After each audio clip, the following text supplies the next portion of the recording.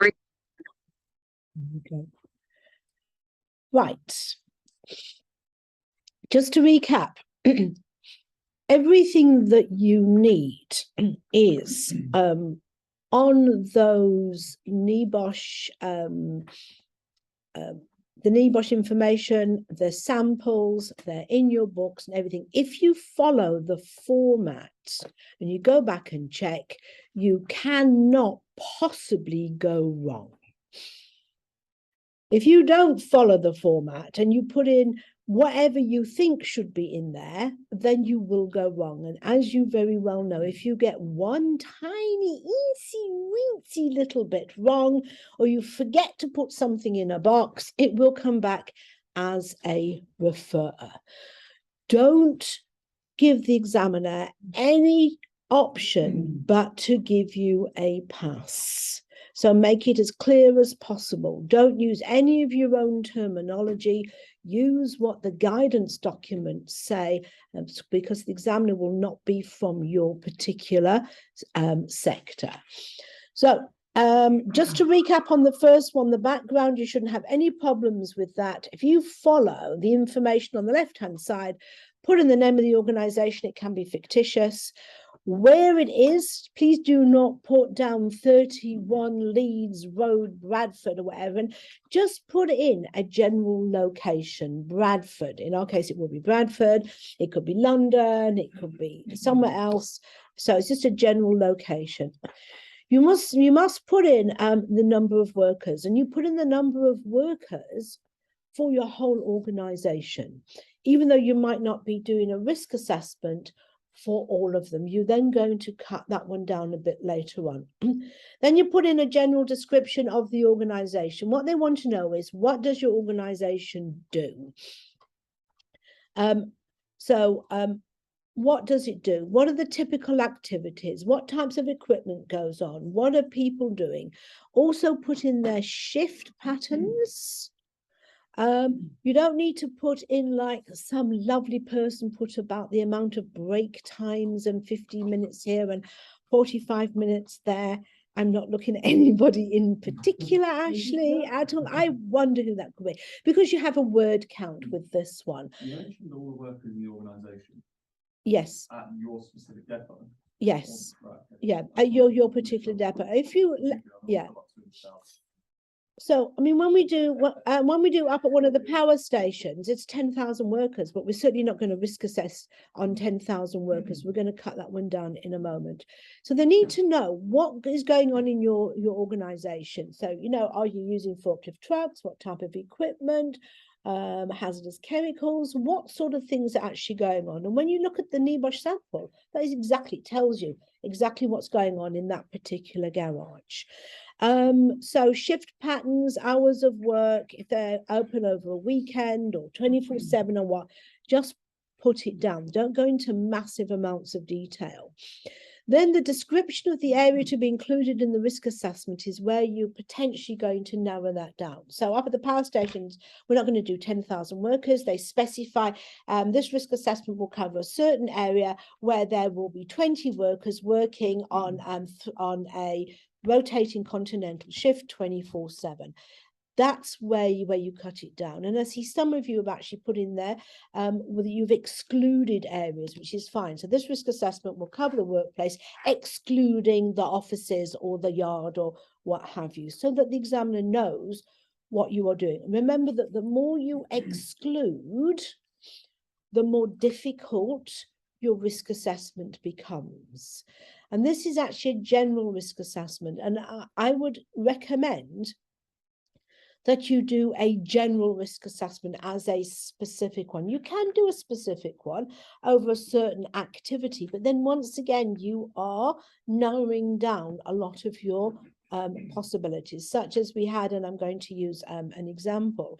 You know, if you've got lone workers, why would you use the fact that you've got one lone worker working on site for 6 hours a day as one of your main priorities?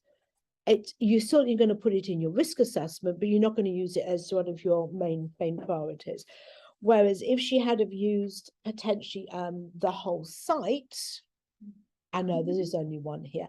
You know, then what you've got is you've got 10 lone workers who come in on a regular basis, and you've got 11, and potentially, I know, the cleaners that come in when the other lone workers aren't there as well. Then you're increasing the number of people, which then increases the likelihood.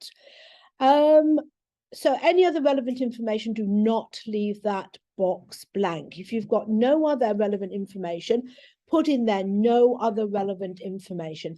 But it could be anything that is relevant. And I see we've had quite a good few ones there. Who's responsible for health and safety? Any anomalies that might be happening, potentially if it's going to be in a different country or whatever. So any information there. If there's nothing, do not leave it blank. The second part of this is your methodology. You complete this when you finished your risk assessment, and then you just insert it, or you do this last. So you've got to say how the risk assessment was carried out, what sources of information you consulted, and put in there the HSE website, ACOPS, industry guidance, legislation, previous risk assessments, incident reports, whatever you have decided, manufacturer's guidance, safety data sheets, anything like that will work. And then who you spoke to. Hopefully you spoke to some of the workers, some of the people, some of the managers. You might have actually gone a little bit further. You might have spoken to some of the directors as well. Zap it in there, and how you identified the hazards. And very often, how you identify the hazards, you might have just done a workplace inspection to give you an idea, as well as speaking to the people. You need to say how you've identified what is already being done, and what additional controls and actions that may be required. How did you identify it? And if you have a look in the guidance documents, there's some really good examples for that. Do not copy and paste anything from the risk assessment. And I'm not looking at anybody in particular, Richard, at all for that. Yeah. Yeah, otherwise you'll fail for plagiarism. Let's go on to part 2. Now, most of you have started this, or all of you have started this. For me, it's fairly self-explanatory, but I think because that's the way I feel about it, not everybody else feels about it.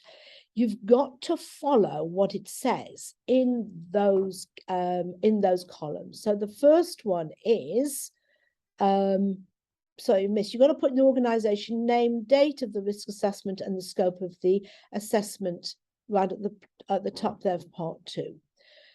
You've got a hazard category and a hazard. You've got 20 hazard categories to choose from. Put the hazard category first. I would suggest you either highlight it or put it in bold and underline it. Do not make any up. Do not add words in. So if your hazard category is slips and trips, it's slips and trips, not slips, trips and falls. Go and have a look and check to see what they are, and only use what they say. And I would recommend that every single one of your hazards, you put in a separate one of these boxes, and each one has a hazard category and a hazard underneath it.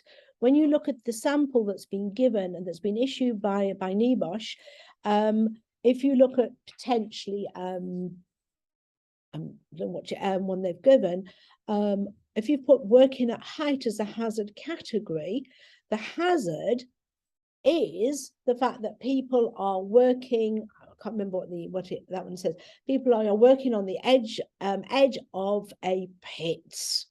You know, that they are not walking round the pit, that they're jumping over the pit. You need to specify what the issue is for this. And on every single one of them, you must have a hazard category and a hazard. And I would use separate boxes for this. You need at least 5 different hazard categories. I'd do 6 or 7, and at least 10 different hazards, and I would do 12 to 14. So in theory, you should have 12 to 14 of these boxes filled in, each one with a hazard category and then a hazard. Just from what I've seen going around here, so if you've got work equipment as your hazard category, I think that is, let me just double check in my book. It's sitting in my book here. As your hazard category, let's double check with this one.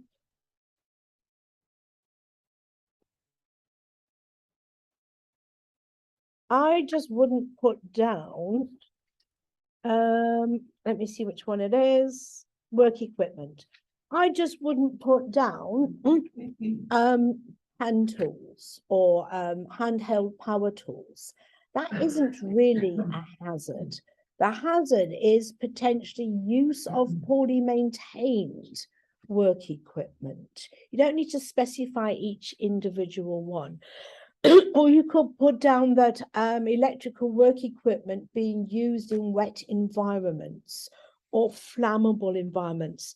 You need to specify what that particular issue with the hazard is. Needs to be specific. If your hazard category is noise, you wouldn't just put down noisy equipment. It's not enough. You'd have to specify, you know, where the noise levels are above 85 decibels when combining all the pieces of work equipment together. We did that exercise yesterday. You specify that in the hazard. In the hazard, yes. What have you got down there, Richard? Excessive noise from machinery and hand tools used to remove and relocate it. Yeah, that will work. You've given more detail about what that hazard is. We're not guessing here as to what it may be. Once you've chosen your hazard category and your hazard, everything else has to relate to that particular hazard category and hazard. So if you're going to do potentially working at height, for that one, and I'm going to pick somebody else's. We're not mentioning any names whatsoever here at all, because we wouldn't dream of doing something like that, Robert, would we? No. No, definitely not. Then once you've spoken about like working at height and the fact that you're putting things on vehicles, you wouldn't then go to talk about exposure of diesel or the fact that you've got potential slips from rainy weather or ice. That is a separate hazard and hazard category. So just stick to the one that you mentioned in your hazard. So you've got to be specific and stick to it. The next category is who might be harmed and how. I wouldn't zap it all into one paragraph, even though there isn't a problem with you doing it. I just specify who might be harmed: operators, managers, members of the public, intruders if you've got them, if you want to include those ones. Don't use words that are not familiar to most people. As the example I used this morning, no mentions named young man over there in the corner, you know, when he talks blenders to me is a piece of equipment, whereas to Ashley, it's a person doing a job. If somebody's operating a piece of equipment, call them an operator.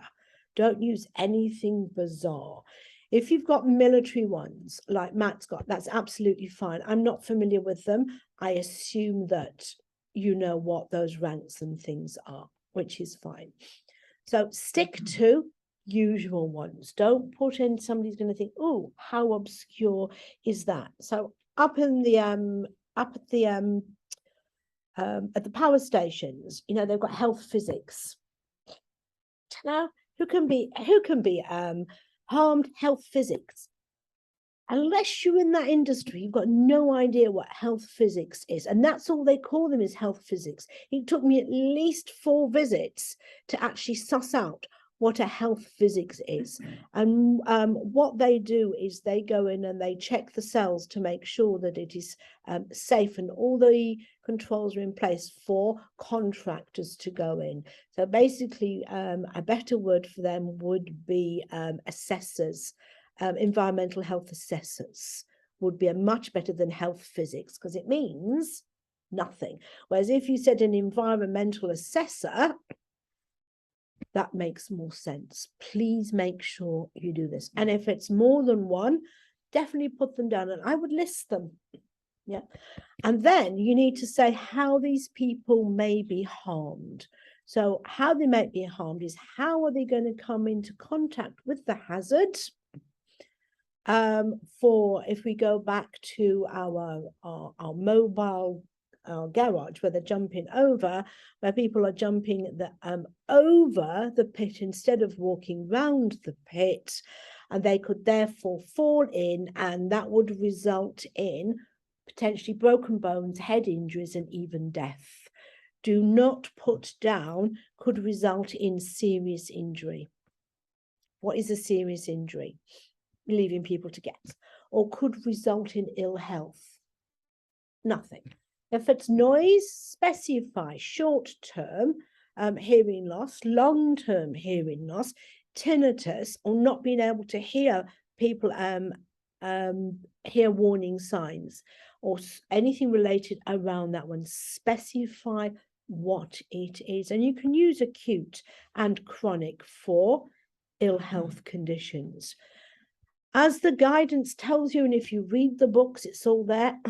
Rather write too much, there's no word count in here, than not enough. You need to make sure that the examiner knows that you understand what you are talking about.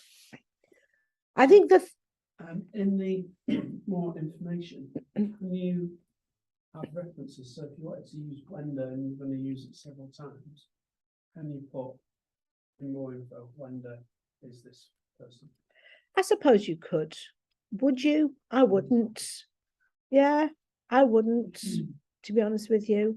But yeah, if you've put it somewhere else, then if somebody's not used to it, then they, they're operators, they're workers, they're labourers, they are workforce, they're employees, they're managers, they're team leaders, they are shift managers, shift team leaders.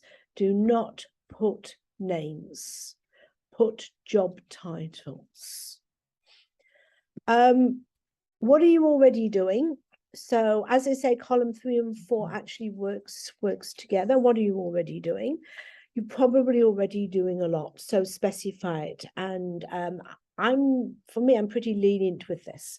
When you're putting down some of the things that you're putting down, such as the areas being cleaned up and etc., I've left it because I think it's fine, because you don't have to do anything with it.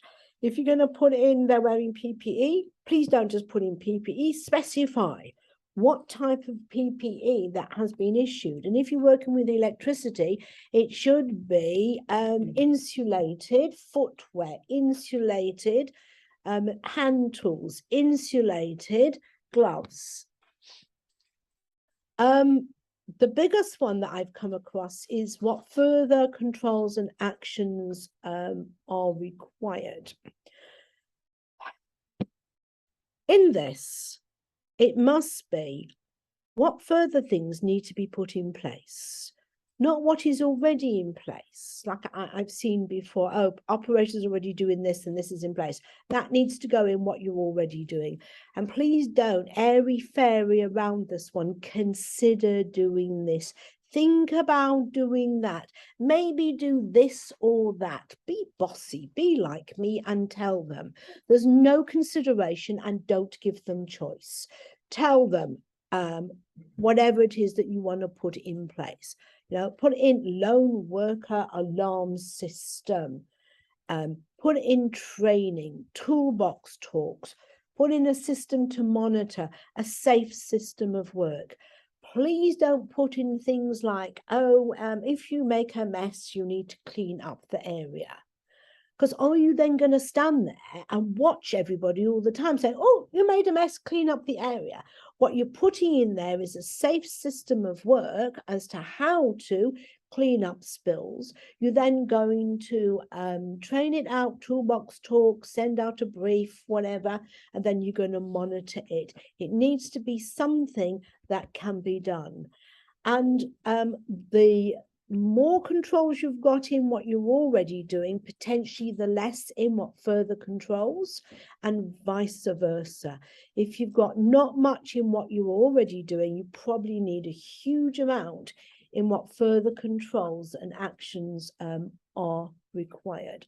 And this is just for the purposes of the of this recording, and you'll see it.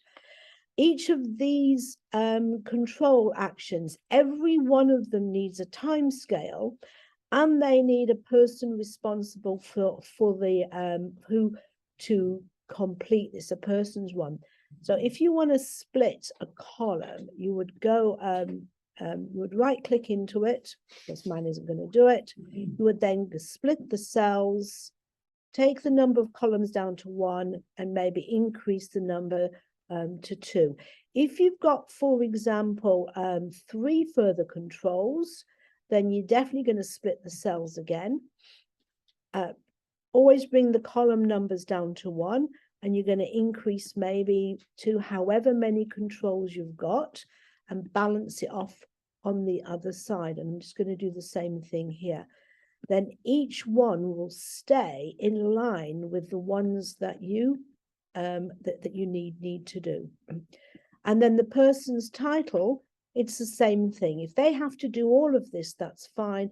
Otherwise, split the cells again, and do the same thing, so that each one has a job title and each one has a time scale with it to be completed in. And then if you write in it, then they just expand all the way along together as you go down.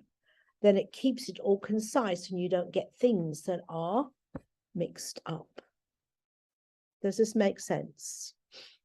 So what further controls and actions are required? And this is the crucial one, that you get it right, because this is the one that you're going to then transfer one of them from 3 of your different hazard categories or hazards, over to part 3 of your risk assessment. Your time scales, you've got to look at how long are you going to allow for this further action to take place. It's why if you put in there, clean it up, you can't put in a time scale. You can't put in ongoing, immediate, or now. There needs to be a time scale that you can then go back and check on later to make sure that it is being done. And then the person responsible for implementing that control or action will be a job title. And it's not your problem if everything goes to the site manager. You just put it in. Has that made that section a little bit clearer to you? Can you go back and look at, not now, exactly what you've been doing and see, actually, this makes sense. If I follow those headings, I can't go wrong, in theory. Any questions before I go on to the next one? Yes. Yes. Very fast. Yes. Yes, Ben. Thank you. There's a reason why he's called Ben. Ben. Then you'll be waiting a very long time. So above so you've got the heading of part 2 risk assessment. Yes.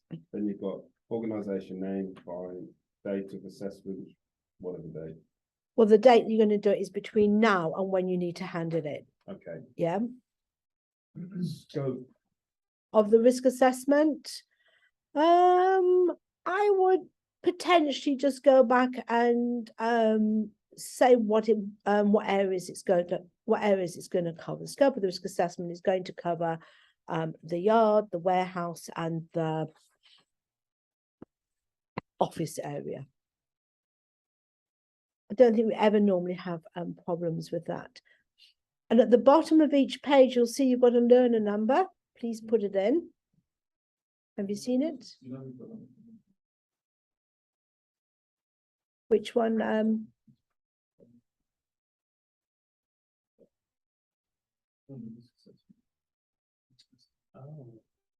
Yeah, people miss it because it's so tiny. At the bottom of every page must go your learner number, your name, Darren, not Ben's, on every page, and then go through and complete all of these. My other suggestion is start with your first hazard category and hazard, then write who might be harmed and how, then do what you were already doing, then do what further controls and actions are required, then do your timescales, then do the person's job title who's responsible for doing that. Then go on to your second one. Do not faff around all over, putting bits and pieces in, you'll get lost. And at least this way, it is consistent and you'll keep focused on that so that you won't go off putting in weird things that don't apply to that particular hazard or hazard category. So do it in a consistent manner. And then you're going to check it because you need at least 5 different hazard categories and 10 different hazards. You can have 10 hazard categories and 10 different hazards. It's fine. But if you have 9 hazards and 9 hazard categories, you will get a refer because you're 1 hazard short. If you've got 15 hazards and 4 hazard categories, you will get a refer because you're 1 hazard category short. Don't repeat hazards. So if you've got similar hazards going on, just be careful that you might get, oh, this is the same hazard as before, because they're looking that you've got all sorts of different controls that are going on. For your further controls, what is reasonably practicable, you'll get them from the books. They're all there, use your books. ACOPs, guidance documents, please don't just draw them out of your head. Do the research and then put that in your methodology section, what you used. That's part 2. Any more questions on part 2? No? Part 3 is probably the one that's going to give you the biggest headache at this moment in time. So part 3, prioritize 3 actions with justification for the selection. Once again, there's a word count here. So for the moral, general, legal and financial arguments for all actions, you've got 300 to 350 words. And you've got 1 box there that says moral, general, legal and financial arguments for all the actions. Now you'll get the majority of your justifications and your arguments back from element 1 that we did a couple of weeks ago about reasons for managing health and safety. So the moral ones, as you know, and if you read the guidance and the sample, it's all about, it's very important to keep people safe. It's the right thing to do. They must go home and how it affects the family and all that type of stuff you can put in there. For the general legal arguments, I see that the sample you've got doesn't mention legislation. I would be seriously tempted to put in some breaches of acts, breaches of sections under the Health and Safety at Work Act, and say that, you know, that if you don't do this, potentially there can be breaches of section 2 for employees, section 3 for others, and if you really want to frighten them, put in section 37 for the directors for consent, connivance and neglect, and then talk about that you've got a legal duty to actually comply with all of these, and currently at the moment in time you're potentially at breach of these. At breaching of these sections of the acts could then land up with, and there's all your financial arguments as well, potential fines, increased insurance costs, accident investigation costs when things go wrong. That's the sort of thing that they're looking at for that first one, the moral, general, legal and financial arguments for all the actions. Are we okay? Are you making notes? Okay, you're going to get the recording anyway. Yeah, okay. So definitely with that one, please do not miss anything out on that one. If necessary, separate them out into moral, general legal, and financial arguments. That just adds reality to this recording, that actually this isn't done in a sterile situation in a faked studio. This is actually happening real time in a training room. Okay, on to the next one. Justifications for action 1, taken from column 4 of your risk assessment.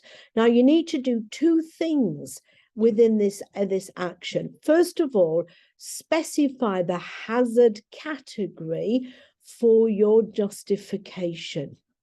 Makes it so much easier for the examiner to go back and see where you got it from. And then you're going to copy and paste the one with the highest priority. So, for example, if you've got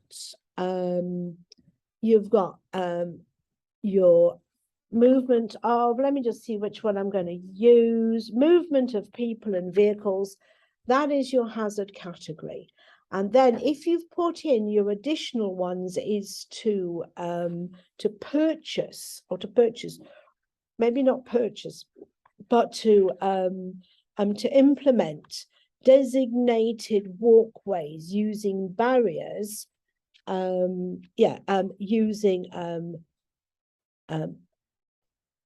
using barriers to segregate people and vehicles, copy and paste it. So therefore it will be movement of people and vehicles, purchase or to implement designated, whatever the words I said, I forget now what I said, to put in fixed barriers to segregate people from moving vehicles.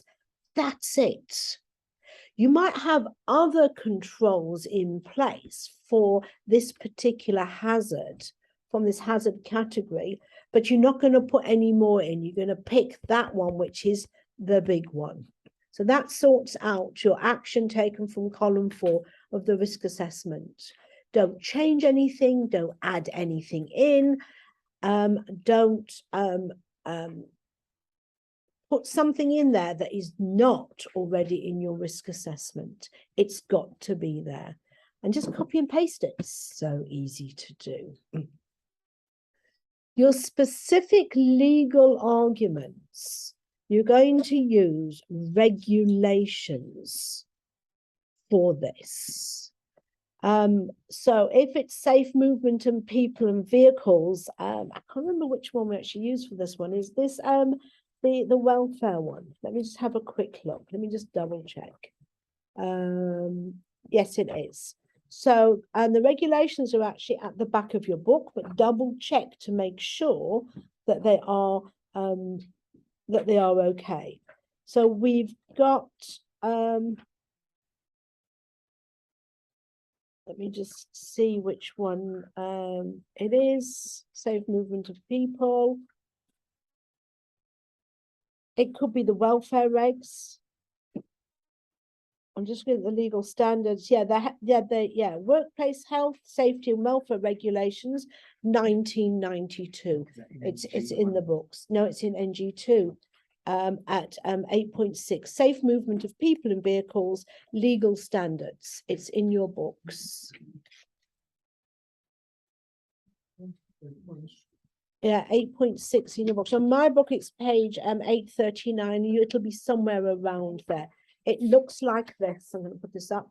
Yeah, it looks like this. Well, I'm sure they're in every section. There are, and that's where you're going to get some of your specific legal arguments. You must specify legislation and you must quote it correctly as well. Have you got it? Yeah. And you must quote it correctly. If you're going to use working at height, do not put WAH. Okay. It needs to go out in full. So for movement of people and vehicles, it would be workplace, it's health, safety and welfare which regulation. is 1992.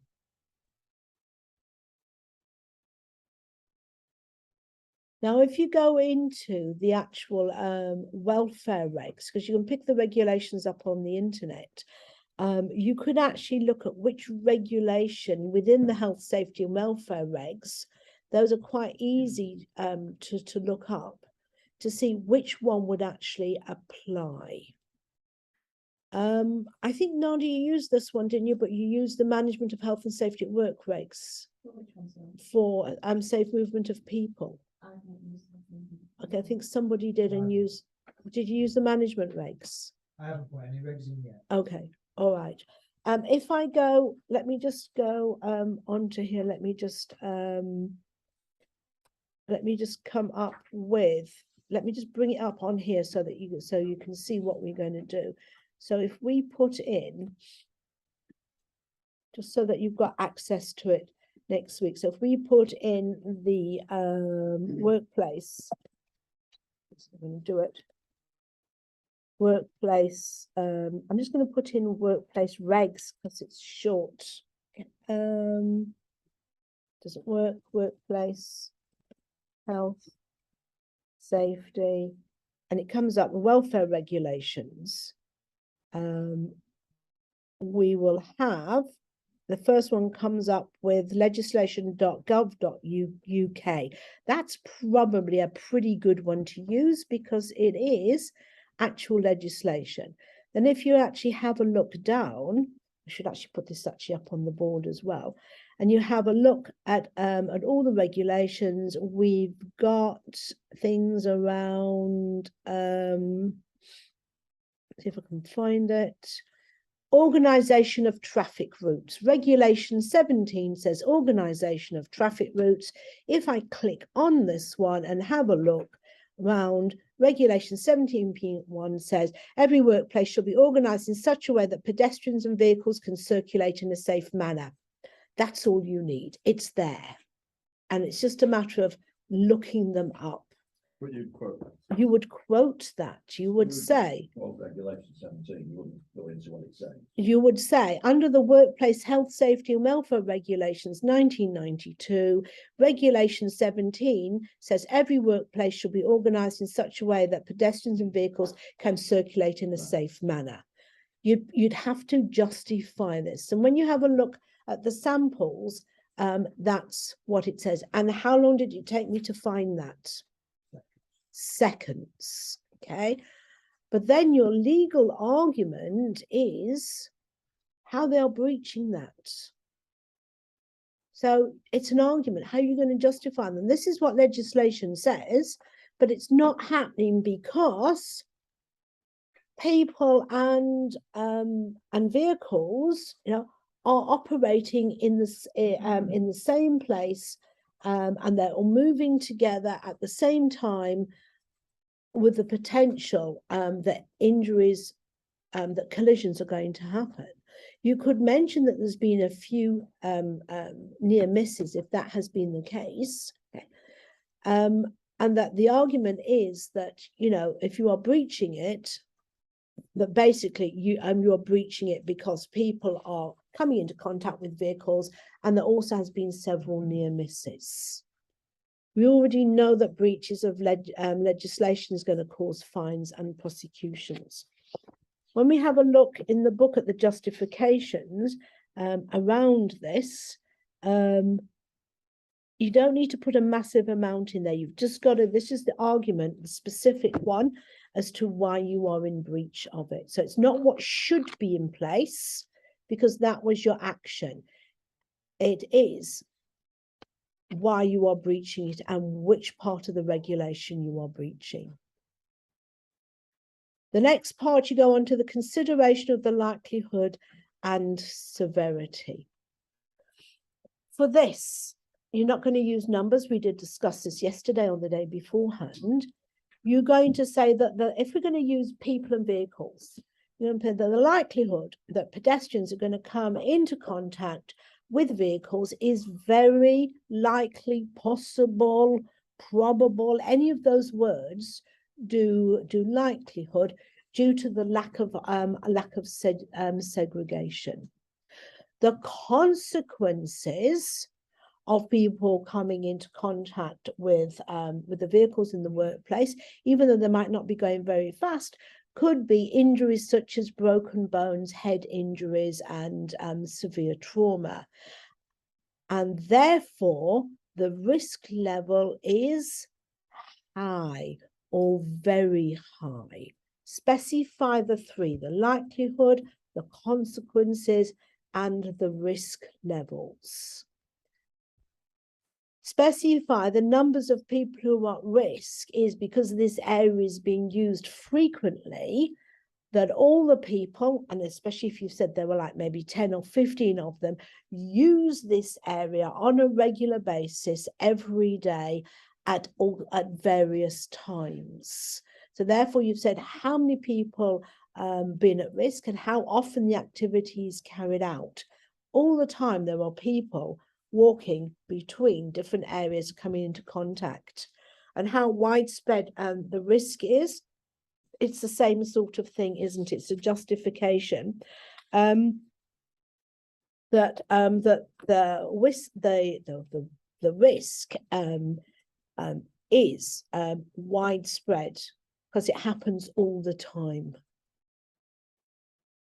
So if you just follow these little reminders, you shouldn't go wrong. The next one is how effective the action is likely to be in controlling the risk. This should include the intended impact of the action. So if we go back to designated physically barriered walkways, the intended impact of the action is to prevent people from coming into contact with the actual vehicles. I have chosen 4 months for this to happen, actually probably less, probably around 2 months, whatever that your time scale was, 2 months, because we will need to get agreement with the finance director and organize time to close the area down to enable to be able to get the contractors in to do the work, and whether or not you think it will fully control the risk. And even if it doesn't, you can say so, that you say that if all workers actually do follow the designated walkways, it will fully control the risk. You could also say there that in conjunction with all the other controls that you've implemented, that you've suggested, such as designated crossing points, training, etc., this should fully control the risk, even though we are relying on human behavior, that people sometimes do take shortcuts. So you can, even though you're just picking one, action, you can actually then refer back in this section to the other corrective actions. I would. I think you would say, yeah. Given this one and this and this. Yeah, you wouldn't go into them in massive No, details. you touch on. You would touch on them. You could touch on them. But then sometimes it might be, you know, that in actual fact that it won't fully control the risk, but it will reduce it down to an acceptable level. Doesn't have to fully control, but they have to examiner has to understand that you understand this. When you say you reduce it down to an acceptable level, do you then have to say that the likelihood is reduced to whatever you say to us? You've just reduced it down to an acceptable level. Has it fully controlled the risk, or has it reduced it down to an acceptable level? Yeah. If you can't get it down to an acceptable level, then your control measures aren't correct. Then you've done something wrong. So either has to be acceptable or fully controlled. Then you do the same for 2, and you do the same for 3. You must pick the highest priorities, the ones that will make the biggest impact. Don't pick trivial ones that you can't justify. If you've got vehicle movement, you've got working at height, and you've got hazardous chemicals, why would you pick work-related upper limb disorders? Do you see what I'm saying? Or something that, that is trivial. Sure, you're going to deal with them in the risk assessment, but it isn't high priority because the examiner will go back and say they don't understand what the actual high priority is. Can you pick 3 from the same hazard category? Yes, you Yeah. can. You can pick 3 from the same hazard category. You can pick 2 from one from the other, 3 from different ones, but make sure that you pick 3 different hazards, even if it's from the same hazard category. And it's why I would suggest you pick 3 different hazard categories so that you don't accidentally slip up, because you've got more than enough to deal with there. Then the final one is the review, communicate, and check. So your planned review date period with reasoning. So the review date for the risk assessment is for the general risk assessment. It's got nothing to do with your timescales. It's a risk assessment. You know, you have to review risk assessments when significant things change, changing legislation after an incident accident or on a regular basis. Put it in line with your company policy. So maybe put 12 months on it. So you know, I've done like a redevelopment of say the car park. Yeah. Piece of work. Mhm. So, you know, they review it in 12 months time, doesn't it? Yeah, but you might review it before you do the next refurbishment of a car park. So you still put say 12 months. Well, your review date with reasoning. So if you were to put 6 months on it, Yeah. okay, and you wouldn't put much less than that. And then what is your reasoning is that you're going to review it before the next car park refurbishment to make sure that everything is in place and that you can Review and rework. Learn from it. yeah, learn from it. Yeah. That's why sometimes it's difficult when you pick a specific task for this, because if you're never going to do it again, you've lost the focus of this. So Darren's doing his events. As far as I know, these events are going to happen on an annual basis. So he might review his risk assessment again in 10 months' time so that he can implement anything new before the next event actually happens. You've just got to have a reasonable justification. But if it's a general one, like most of you are doing, put it in line with company policy. How the risk assessment findings will be communicated and who you need to tell. So how will they be communicated, and who you need to tell will be any obviously relevant people. And I'm just going to have a look and see what their justification is. And if you're not sure, do exactly what I'm doing. Go and have a look and see what did they say in their sample, because it's all here. So when I look at there, how it will be communicated, says here, I will arrange a meeting with the finance director to go through the agreed actions and the risk assessment. I'll provide a summary of the findings for the workshop, etc. Go through and see if you can apply that format to yours without obviously copying it out. Remember, summaries of risk assessments are really good for people that do not need to know everything because they don't read them. And then how the important one also is, how will you follow up on the risk assessment to check that the actions have been carried out? So as you know, some of them will be a week, some of them will be 3 months, some of them will be 6 months, some might be 3 weeks. How are you going to do it? In this case, this one sets diary reminders for roughly 10 days before the action. How they're going to do it, who they're going to speak to, what they're going to do if those actions haven't been carried out, how you're going to escalate it.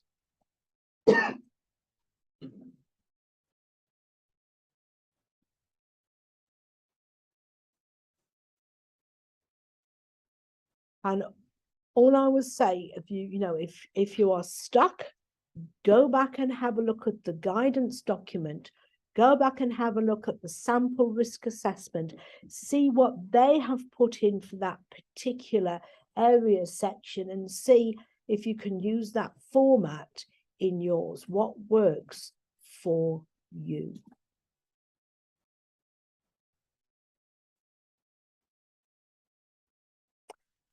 Let me recap. Don't leave any boxes with nothing in. If you've got a hazard which has been fully controlled, put in any further, and you might do one. I certainly wouldn't be doing more than one. I'd be very tempted not to. Maybe do one. What are you already doing? You've got a whole long list. What further controls and actions are required? This hazard has been fully controlled, no further actions required except for ongoing monitoring. Therefore, your timescales are not applicable. Put in not applicable, and the person is not applicable. Do not leave boxes blank. You might have another hazard, and what you're already doing, and hopefully it won't be a major one. Nothing. There are no controls currently in place. Very bizarre. And then you're going to put a whole load of other ones in. Potentially they're all going to be quite small ones anyway, but it might not be your major one. But if it's a major one where there's no controls in place, then it will be one of your high priorities. Do not leave any boxes blank. I will repeat myself for those people who repeat themselves. Do not leave any boxes blank. Put in not applicable, fully controlled, not relevant. Otherwise, you will get a refer and you'll be crying on the other end of the phone to me in 50 days' time. Probably a bit more because you've got a bit longer over the Easter period. Are there any questions? Are we happy? No. Oh, come on.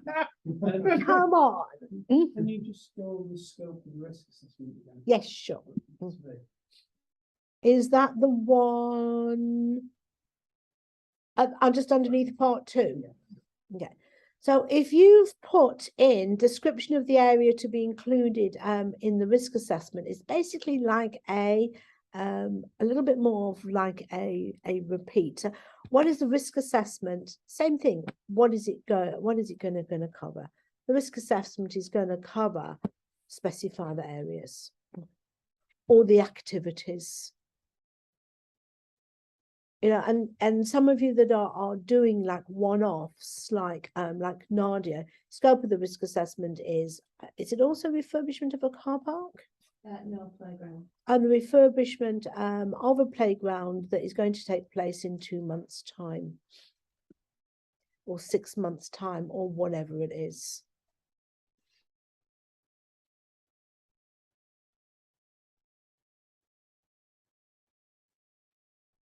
Brant, are you all right? Oh, come on, be positive. Yeah.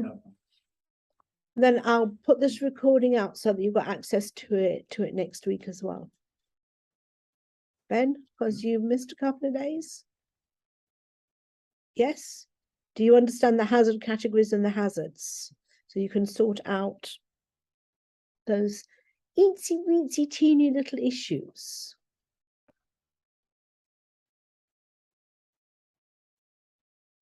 Any other questions? Richard?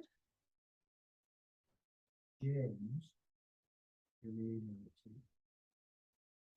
I'll talk about this in a minute when I've finished the recording because it's going out. Any other questions around the risk assessment? No? Great. I'm going to stop the recording.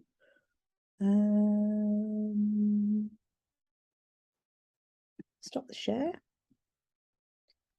And we will end the recording.